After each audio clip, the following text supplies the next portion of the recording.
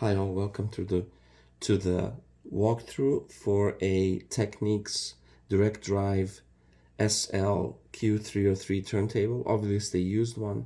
This turntable is roughly from 1982, which makes this a 40-year-old turntable. Obviously comes from the time when things were actually built to last and proves the theory that Technics turntables just don't die. A couple of things to mention before we go to a walkthrough. This is being sold without, as you can tell here, it's being sold without cartridge or a head shell, mostly because I personally believe that if you want to have good experience with your turntable, you should invest some money into a decent head shell. Believe it or not, it makes a really big difference. My personal preference, and I'm going to put actually links in the description of this video. I'm going to put my some of my suggestions of a combo of head shell and a cartridge that won't break the bank. This is the one I like to use, one of the mid-range ones. Cheap ones I would not recommend. You can tell, I'm going to move here off to the side, you can tell here some of the stuff that I've tested, some of the old stuff, some of the new one, some of the new stuff, some of the really crappy cheap ones which really are just awful sounding. Believe me, if you are not into turntables and this is your first one by any chance, do a little bit of research into head shell and try to invest maybe $100 or so into a head shell and a cartridge.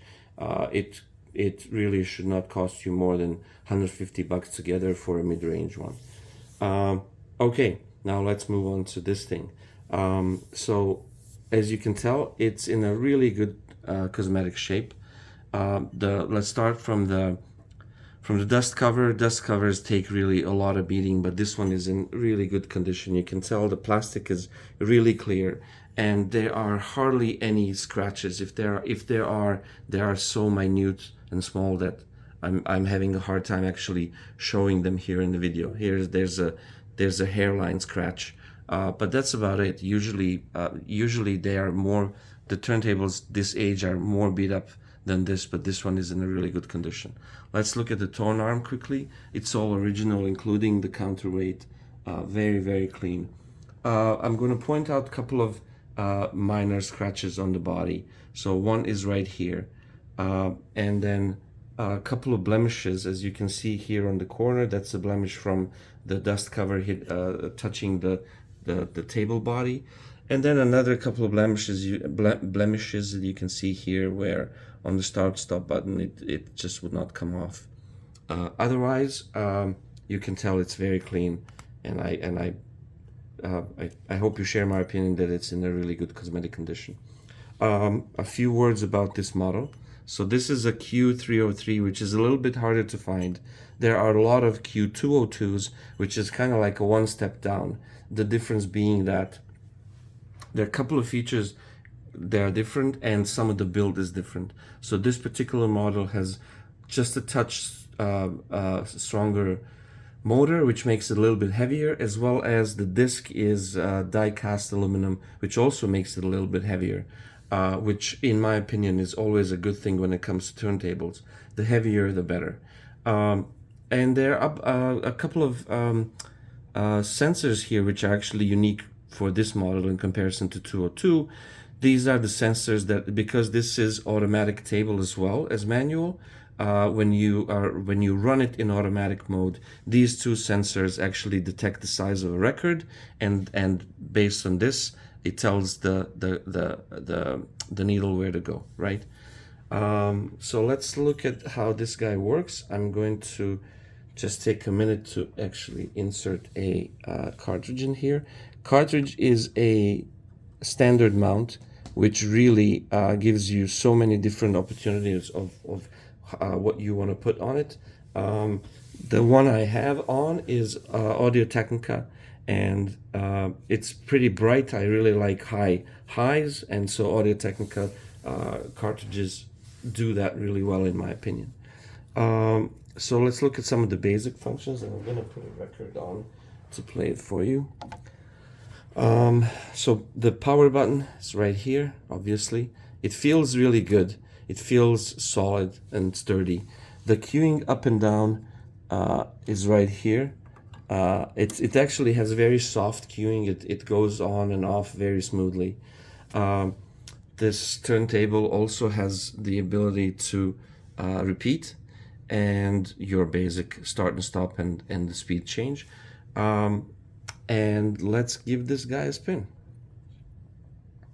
So I'm going to show you first the manual mode, and then we're going to we're going to go through some of the other functionalities. So here's the manual mode. I'm just going to drive it up and push it down slowly.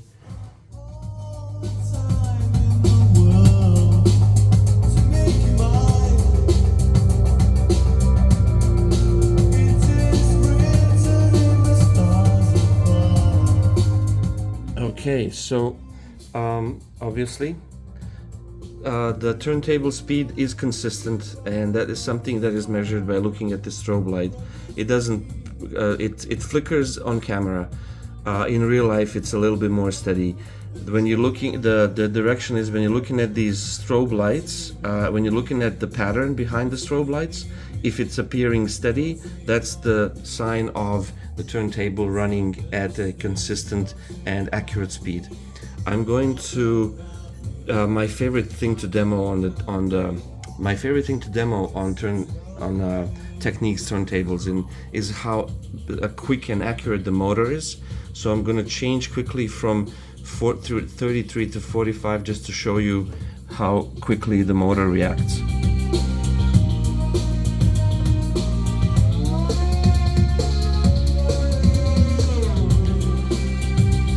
So the change is almost instant, and it's not like that for all the direct drives. I've actually had turntables who are much slower, but with Technics turntables, this is the thing that just makes this thing, it just doesn't die, right? Okay, let's look at the start-stop function. So I'm gonna put it to stop, and it will do its thing. So this is now, we're talking about automatic functions of the turntable. So it's come to a full stop. And now let's do a start. Same button is start and stop. And now the sensor will bring the needle to the starting position for the 12-inch.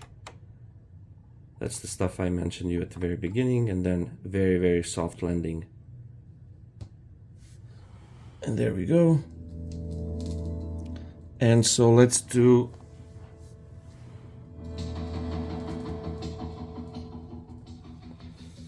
I'm gonna do a stop, and I'm gonna do a 45 record.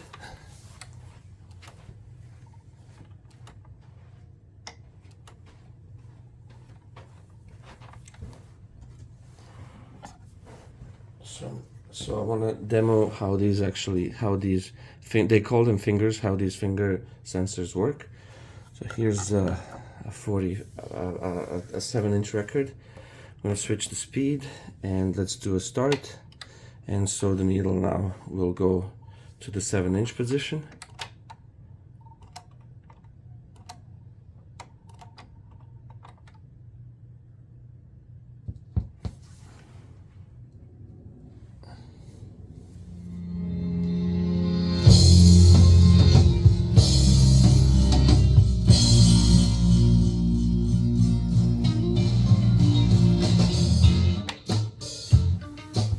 That's it. So if you have any more questions, feel free to reach out to me. Otherwise, I hope you enjoyed this walkthrough. I hope it's helpful, and happy buying.